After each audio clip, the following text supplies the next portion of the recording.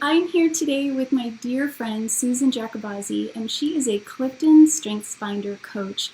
And I met her through a women's business leadership group, and I was just so impressed with the information that she had to share with me about my strengths and how I'm able to use them to achieve my own wellness goals.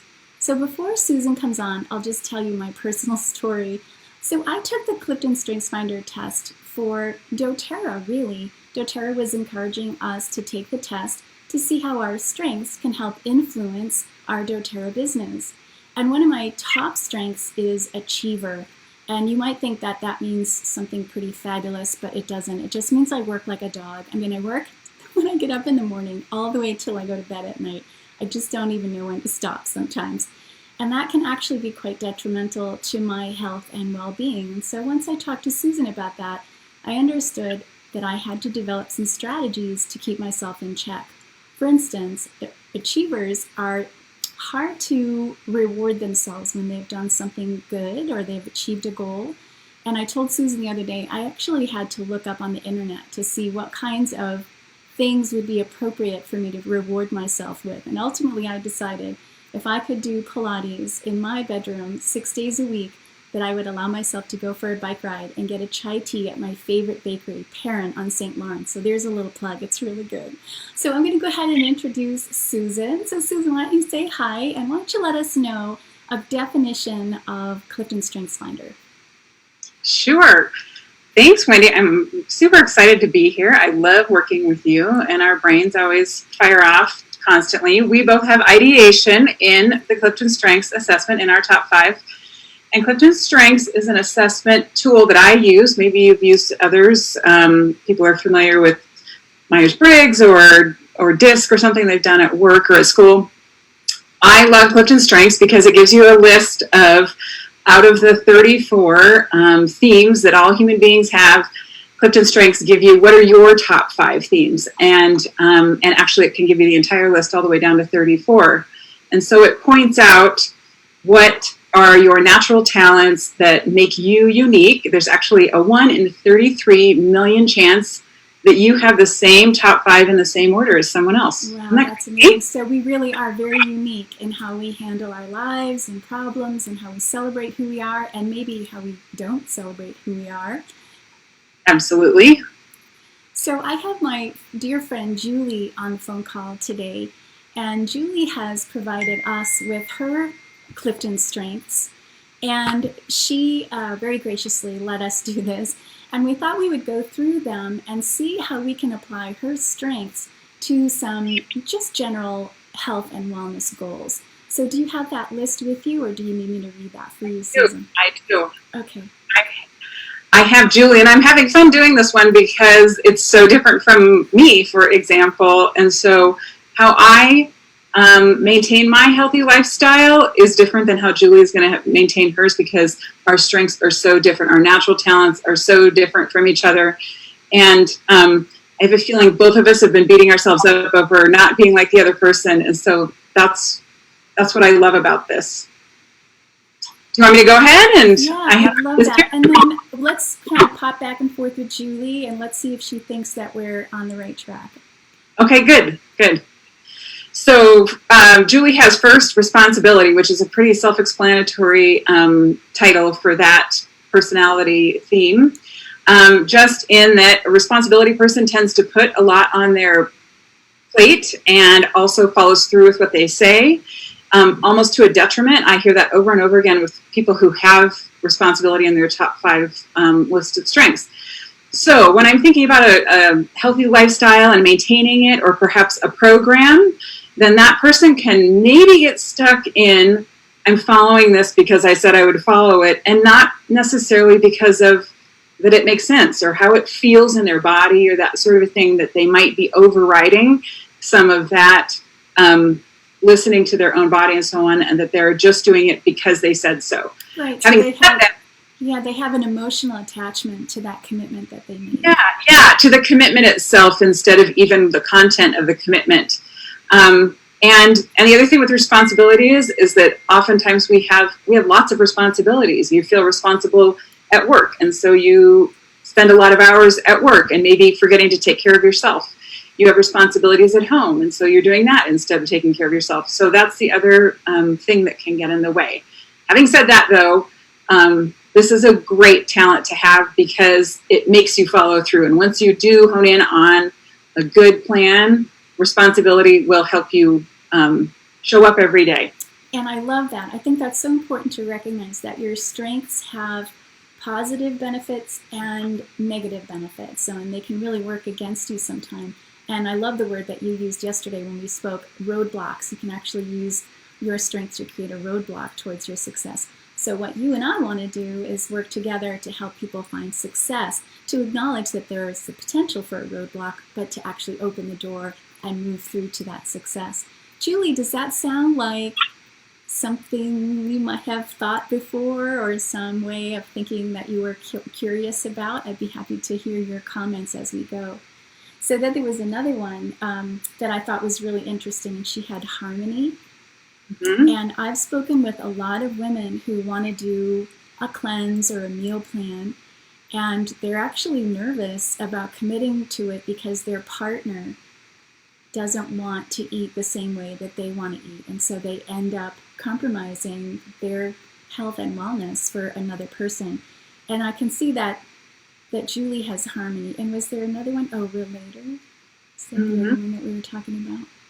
Right. So, yeah, a relator, your family is probably very important to you in those relationships. Harmony, not wanting to, not enjoying conflict for the sake of conflict. You know how some people kind of think it's fun to have a little argument. The harmony person, not so much. And so they will modify things in their life in order to maintain the harmony. I have the same issue myself. I have empathy in my top 5, which has to do with picking up on the emotions of other people. And so I have to watch, that's where I have to watch that it's not getting me into trouble, in that I'm letting other people's emotions determine how, what my actions are, because I don't want to have to soak that in. So in both situations, if your 16-year-old is eye-rolling at, the broccoli that you put on the table, then both of us could be having that issue of, oh, I'm just going to keep the peace and we'll go ahead and have pizza instead. Yeah, so, right. So it's definitely something that can get in your way. Having said that, this also is, if harmony is your goal, then you showing up as the best version of yourself is what is also going to create harmony. If you think about, if each one of you in your household is showing up as the best version of yourself, that's what's going to make everybody happy. So if your spouse is seeing you living your best life, feeling your best, having lots of energy, great mood, lots of sleep, all those great things that come with great physical health, then that's when you'll see harmony in your house more likely. I just see the Clifton Strengths Finder as a missing link in the way that people are attending to their health and wellness and deciding to, try to lose weight or exercise more. Like, if you don't understand how you're wired, you could really set yourself up for a failure and just feel like a total loser that you just didn't get a chance to complete that program. You said you were going to do it and you couldn't do it. But there's just something in your wiring that sets you up for not being able to follow someone else's program. You have to put your own program together. You have to understand what your own strengths are. Yeah, I think actually, Wendy, that's a great segue into her next one, which is consistency. And again, this is the difference between the two of us. And so this is what's fascinating to me. Consistency is a person who likes things to be, likes rituals, likes things to be similar every day. So this would be a person who most likely would follow a program pretty well, and would like being told, okay, it's Tuesday, so you're having salmon for dinner. Whereas I have individualization as my number one, which is I like to custom fit everything. And I don't want things, I don't like rules and regulations or people telling me what to do. And so that's the difference between us. And this is exactly what we're talking about, is understanding that part of you and then embracing it and just saying, this is the way I am, so this is what I need. So consistent, Julie probably needs a program, a thing to follow, something that's similar every day, every week. I will do better on something where I have more control and that I can change my mind and maybe tweak it more and that sort of a thing. So just So that awesome. simple thing. Yep. So awesome. Make a big difference. As a health coach, I want to make sure that everybody's going to have a measure of success with a meal program. And if I give Julie a program that's a little loose, then she's not really going to be able to stick with it very well. And if I give her something that's got a lot of structure to it, she would do better on that kind of program. And then the complete opposite for you, which I think is so interesting. And in health coaching circles, sometimes you hear the 80-20 rule. And they'll say, you could guide your clients to eating healthy 80% of the time and then having a cheat 20% of the time. Well, in my opinion, that seems like it's kind of loose. Somebody like Julie might not actually be able to follow that very well. She won't understand what those percentages mean for her as somebody that wants to follow the rules. It's a little vague. Yeah, exactly. The hang up then can be in then transferring it to real life when you do have to make decisions and that sort of a thing. And so that consistency person is just going to have to be aware of how am I going to fit this into my own life because life isn't always consistent. And so that's a huge thing that people who have high consistency need to deal with in all parts of their life anyway. Just like if you're more of my type of individualization, I want everything custom fit. Well, everything can't be custom fit either.